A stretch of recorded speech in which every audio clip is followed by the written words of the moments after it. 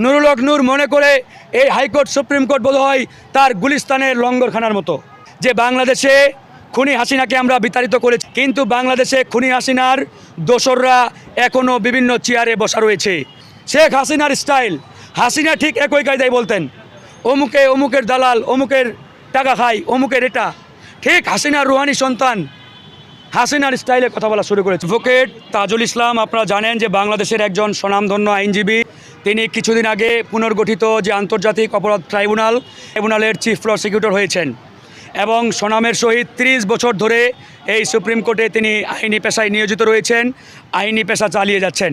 যখন খুনি হাসিনা এবং বাংলাদেশের ইতিহাসে সর্বনিকৃষ্ট স্বৈরাচার আওয়ামী দুঃশাসন বাংলাদেশের উপরে চলছিল, এই আওয়ামী দুঃশাসনের সময়ে যখন বাংলাদেশ জামাত ইসলামী বিএনপির সিনিয়র নেতৃবৃন্দকে মিথ্যা বানোয়াট ভিত্তিহীন মামলায় একের পর এক ফাঁসির কাস্টে ঝুলাচ্ছিলেন, ঠিক সেই সময় ব্যারিস্টার আব্দুর রাজ্জাক এবং অ্যাডভোকেট তাজুল ইসলাম সাহসের সাথে জামাত ইসলামীর আইনজীবী হয়ে তারা কিন্তু এই আইন অঙ্গনে আইনি লড়াই চালিয়ে গেছেন।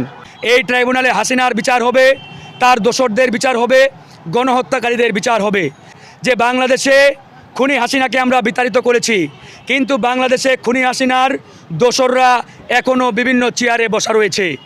এরা কোনোভাবেই মানতে পারছে না, সহ্য করতে পারছে না, তাই তারা আমাদের এই বিচার ব্যবস্থা এবং এই পুরো বাংলাদেশকে বিতর্কিত করার জন্য, এই বাংলাদেশে একটা অরাজক পরিস্থিতি তৈরির জন্য তারা তাদের ষড়যন্ত্র অব্যাহত রেখেছে। এই ট্রাইব্যুনালে খুনি হাসিনার বিচার হবে, সেহেতু এই ট্রাইব্যুনালকে যদি বিতর্কিত করা যায়, এই ট্রাইব্যুনালের বিরুদ্ধে যদি এরকম আজগবি তথ্য এনে কালেমা লেপন করা যায়, তাহলে হাসিনার বিরুদ্ধে যে বিচার কার্যক্রম এখানে শুরু হয়েছে এটাকেও বিতর্কিত করার একটা সুযোগ তৈরি হবে।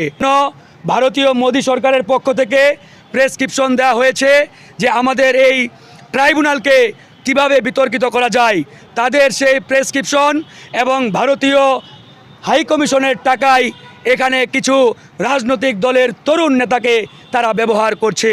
যদিও এই তরুণ নেতারা ইতিমধ্যে ভারত এবং আওয়ামী লীগের অন্যতম সহযোগী হয়ে কাজ করেছে, এটা আপনারা সবাই জানেন এবং দেখেছেন। যিনি প্রধানমন্ত্রীকে একসময় আম্মা ডেকেছিলেন, তার মুখে মায়ের প্রতিচ্ছবি দেখতে পেয়েছিলেন। এখন আমি আপনাদের গণমাধ্যমকে কয়েকটা প্রশ্ন করতে চাই। এখানে গতকালকে ডাকসুর সাবেক বিতর্কিত ভিপি নুরুল হক নূর বিক্ষোভ মিছিল করেছেন টোকাই ভাড়া করে এনে। আমরা অ্যাডভোকেট তাজুল ইসলামকে আমাদের আইনজীবী হিসাবে আমাদের মামলায় দাঁড়িয়েছিলাম, কিন্তু নুরুল হক নূর তিনি আমাদের এই মামলার কোনো পক্ষ ছিলেন না, কোনো পার্ট ছিলেন না। তারপরেও গতকালকে কোর্টে 30-40 জন নিয়ে এসে একটা হাঙ্গামা দাঙ্গামা লাগানোর মতো অবস্থা। নুরুল হক নূর মনে করে এই হাইকোর্ট সুপ্রিম কোর্ট বোধহয় তার গুলিস্তানের লঙ্গরখানার মতো, যে তার যা মন চাইবে তাই করবে। ভালো কথা, সে আসছে, আমাদের কোর্টের বিচার কাজ শেষ, সে কোর্টের দরজা থেকে বের হয়েই তাজুলের 2 গালে জুতা মারো তালে তালে স্লোগান শুরু করেছে। কেন তাজুল ইসলাম আমাদের মামলায় আইনজীবী হলেন? এটাই নাকি তার অপরাধ? আপনারা ওই নেতাকে প্রশ্ন করেন। এই যে তাজুল ইসলামের বিরুদ্ধে গতকালকে সে অভিযোগ তুলেছে, অ্যাডভোকেট তাজুল ইসলাম নাকি রাতের আধারে আওয়ামী লীগ জাতীয় পার্টির সাথে গোপনে মিটিং করে টাকা খেয়েছে।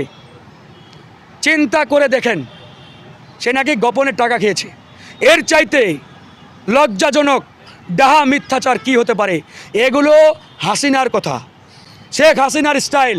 হাসিনা ঠিক একই কায়দায় বলতেন, অমুকের দালাল, অমুকের টাকা খাই, অমুকের এটা, ঠিক হাসিনার রুহানি সন্তান হাসিনার স্টাইলে কথা বলা শুরু করেছেন। তাই আমরা তাকে বলেছি আজকে যে সে যদি এই দুটো অভিযোগের তথ্য প্রমাণ হাইকোর্টে দাখিল না করতে পারে, তাহলে তার বিরুদ্ধে একদিকে আইনি লড়াই চলবে, এই কোর্টে এসে তার বিচার হবে, অন্যদিকে তার বিরুদ্ধে রাজপথেও আমাদের আন্দোলন চলবে।